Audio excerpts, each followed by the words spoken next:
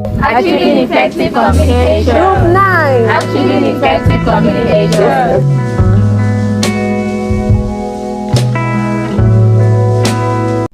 My name is Ajayi Boside from the Department of Accounting and from the University of Lagos. I am the group lead of Group 9, the FBA project, Business Communication. And I and my group members are here today to talk on achieving effective communication. Achieving effective communication is a topic that we have chosen and we hope to expand more on it. We will be telling you the meaning of effective communication. We will be discussing the principles of achieving effective communication and would also expound more on barriers that hinder effective communication. So I and my group members will be coming up next and we hope that you enjoy our presentation. Thank you. My name is Samuel Fakayode and I'm going to be defining effective communication. My name is Fidelis Regina and I'm speaking on one of the principles of effective communication, which is clarity. So my name is Olusoga Sira Ayodola and I'm here to talk about some of the principles of effective communication. I'll be talking about courtesy and empathy. My name is Alima Samotsu and I'll be talking about active listening and appropriate timing. My name is Kublin Israel and I would like to round up the principles of communication, effective communication with feedback. My name is Abibullah Ajayi and I will be talking about linguistic barrier. I'm Adina Kontunand and I'll be talking on technological barrier.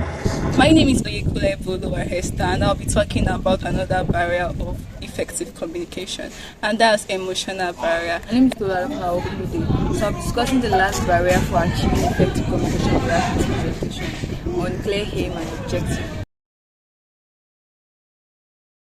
Effective communication is the transmission of information from one individual or group to another through a two-way process that includes feedback. Communication comes in many ways, including ideas, attitudes, and feelings. For effective communication to take place, there are certain processes that is meant to be followed.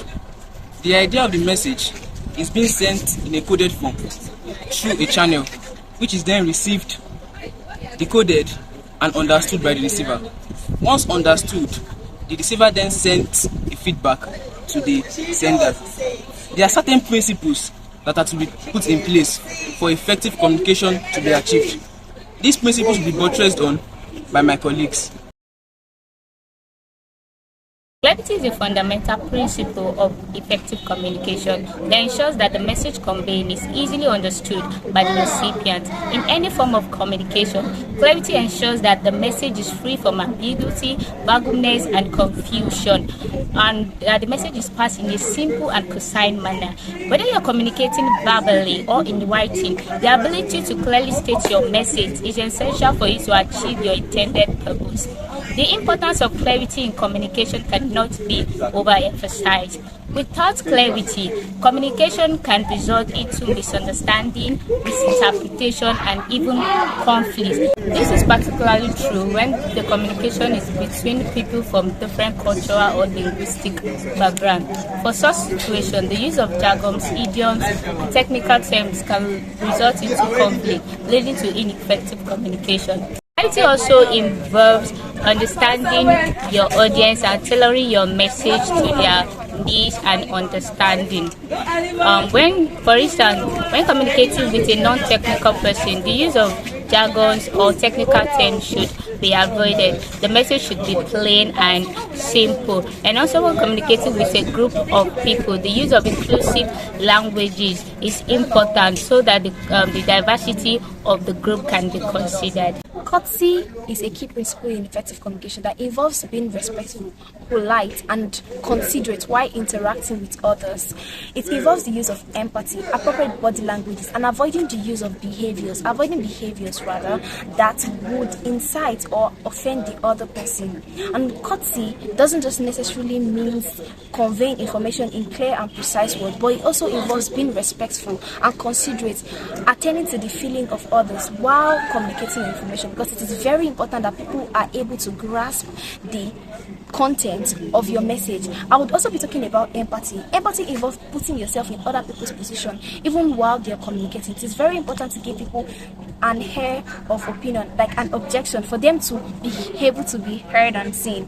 I mean, it's very important that people feel heard and seen, and it is very important that people's opinions are embraced, because people have varying opinions. So when people feel heard and seen, it makes communication way easier. and they are more likely to open up and communicate effectively. It is not news that effective communication is the lifeblood of every organization as well as relationships. It becomes imperative to apply the principle of active listening as well as appropriate timing to achieve this. Listening, by definition, is the process of receiving and engaging with verbal and non-verbal messages from the sender. For effective transfer of information, the listener should be able to correctly decode and pay attention to such message. Types of listening. Active listening. Active listening deals with engaging and paying attention to the sender's message, while reflective listening involves paraphrasing and stating the sender's message to ensure understanding. And empathic listening, on the other hand, involves knowing and understanding the sender's perspective and feelings. Appropriate timing. For communication to be effective, it is important that information should be said or communicated at the right time. Information conveyed at the wrong time can be considered ineffective. For instance, a message that is supposed to be sent at 12 p.m. was received at 3 p.m. Such information can be considered null and void. Feedback is the place of sharing information and opinions on the effectiveness of communication. Feedback ensures effective communication, while effective communication requires ongoing feedback between message participants. Feedback requires certain skills such as active listening, empathy, and thoughtfulness. Language is the critical component of effective communication. It is the means through which people express their thoughts, ideas, and emotions to others. However, language can also be a barrier to effective communication when people who speak different languages try to communicate to each other. There are several ways in which language can be a barrier to effective communication. Firstly, people who speak different languages may have difficulty understanding each other's spoken or written words. This could be due to the difference in pronunciation, vocabulary, or grammar. For example, a native English speaker may have difficulty understanding a non-native English speaker who has a heavy accent and uses unfamiliar vocabulary. Also, people who speak different languages may have different communication styles. For instance, some cultures value direct communication whilst others prefer indirect. This could lead to misunderstanding when people from different cultures try to communicate to each other. Other ways in which language can be a barrier to effective communication are the use of technical or specialized terminology, and also the difference in the non-verbal communication. Technology has helped people in the way they communicate with each other. However, it also has its barriers to effective communications, such as technical glitches, software disrupt, and it has also altered audio or video. Emotion plays significant role in communication process. It enhances communication by adding depth and meaning to what is being said, and it can also serve as a barrier to communication. Emotional barrier affects both the sender and the receiver. From the receiver perspective, the receiver mood or emotion affects how he or she will interpret the message. If the receiver is in a bad mood, he or she will misinterpret the message the sender is trying to communicate to him. Also, from the sender perspective, emotional barrier also depends on the sender, because one, the sender has to put himself into the receiver's shoes, because he knows that he's also trying to relay the information to someone with emotions like him. So he has to study the emotions of the receiver, and he has to be able to how to say things so the receiver will not misinterpret the message.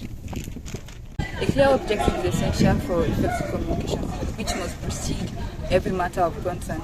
A hazy objective can act as a significant barrier for achieving effective communication.